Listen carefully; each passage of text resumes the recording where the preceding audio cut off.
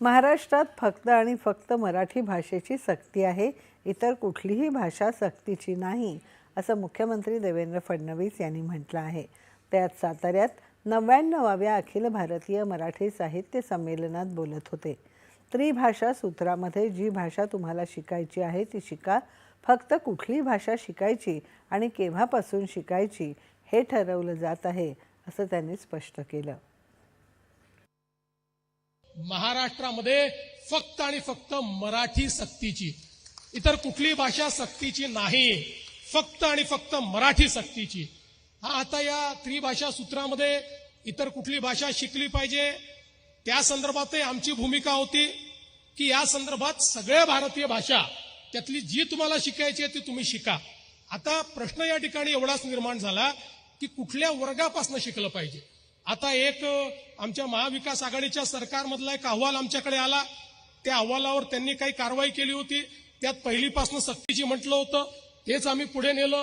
पण त्याच्यानंतर अनेकांचं मत असं पडलं की पहिलीपासून सक्तीची योग्य नाही. मग कधीपासून करायची? सक्तीची तर करायचीच नाही, मग कधीपासून करायचं? भाषा कधी शिकवायची?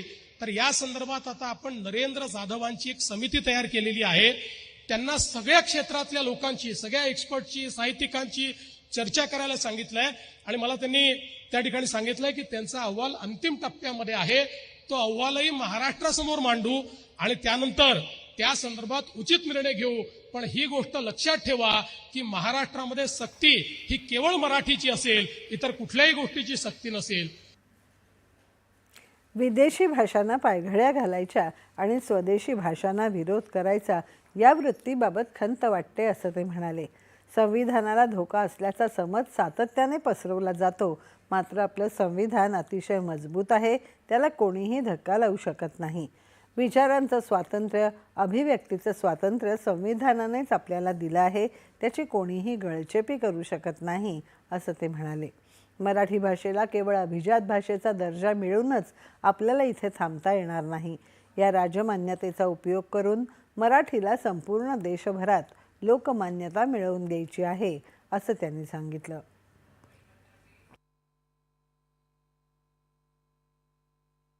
अनेक वर्षाचा आपला संघर्ष हा देशाचे प्रधानमंत्री माननीय मोदीजींनी समजून घेतला आणि मराठी भाषा जी अभिजात होतीच, परंतु त्याला अभिजात म्हणून राजमान्यता हवी होती, ती राजमान्यता देण्याचं काम हे आपल्या या देशामध्ये झालं. आता एक काम झालंय, आता दुसरं काम आपलं बाकी आहे. या राजमान्यतेचा उपयोग करून आपल्याला या मराठीला लोकमान्यता देखील त्या ठिकाणी सर्व भारतामध्ये मिळवून द्यायची आहे.